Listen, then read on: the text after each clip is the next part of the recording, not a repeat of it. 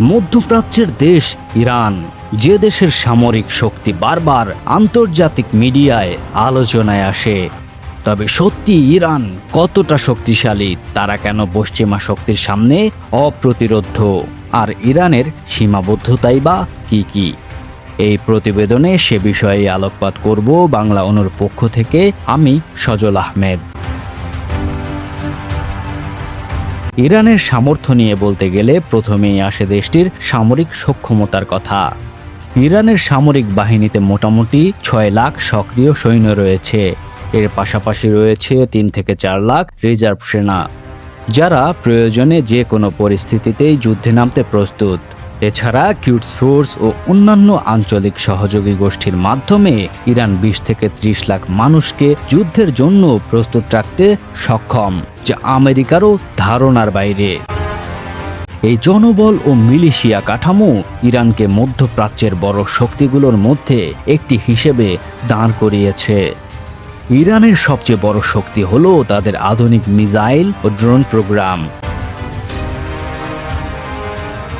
ইরানের ব্যালিস্টিক মিসাইলের পরিসর প্রায় 2000 থেকে 2500 কিলোমিটার, এমনকি 4000 কিলোমিটার পর্যন্ত পৌঁছানোরও রেকর্ড সম্প্রতি সামনে এসেছে, যা ইসরায়েল, সৌদি আরব ও উপসাগরীয় দেশগুলোকে সহজেই হুমকির মুখে ফেলেছে। এর মধ্যে আবার তাদের ড্রোন প্রোগ্রাম কৌশলগতভাবে গুরুত্বপূর্ণ ভূমিকা রাখে। সাম্প্রতিক বছরগুলোতে ইরান বিভিন্ন ধরনের ড্রোন ব্যবহার করে মার্কিন ঘাঁটিগুলোতে আক্রমণ করে তাদের প্রভাব দেখিয়েছে। ইরানের মিসাইল সিটি নামে ভূগর্ভস্থ স্থাপনাগুলোতে ঠিক কতগুলো শক্তিশালী মিসাইল মজুদ রয়েছে তা কেবল ইরানেরই জানা।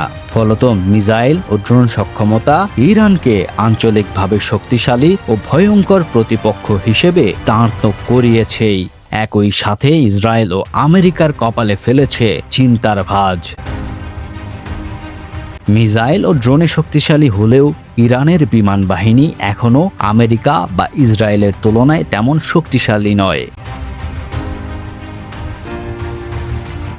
পুরনো মডেল এবং আধুনিক প্রযুক্তি এই বাহিনীতে সীমিত, ফলত সরাসরি বড় যুদ্ধের ক্ষেত্রে বিমান হামলায় কিছুটা দুর্বল ইরান।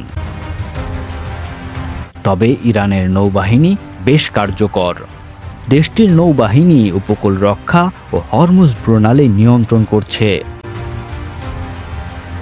হরমুজ প্রণালী দিয়ে আন্তর্জাতিক তেলের বড় অংশ যায়, তাই এটি নিয়ন্ত্রণ ইরানের জন্য কৌশলগত গুরুত্বপূর্ণ।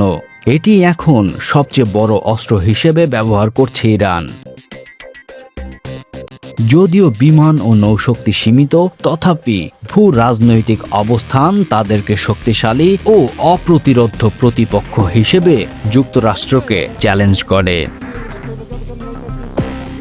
ইরান সরাসরি বড় দেশগুলোর সঙ্গে যুদ্ধ এড়িয়ে প্রক্সি ও হাইব্রিড কৌশল ব্যবহার করে, যেমন হুতি, হিজবুল্লাহ ইত্যাদি। হিজবুল্লাহ ইয়েমেনি হুতি গোষ্ঠী ও অন্যান্য সহযোগী বাহিনী মধ্যপ্রাচ্যে ইরানের প্রভাব বজায় রাখতে মাঝে মাঝে ইসরায়েলে হামলা চালায়। ক্ষেপণাস্ত্র ও ড্রোন ব্যবহারের মাধ্যমে ছোট হামলা ও বড় প্রতিরোধ প্রদর্শন করে।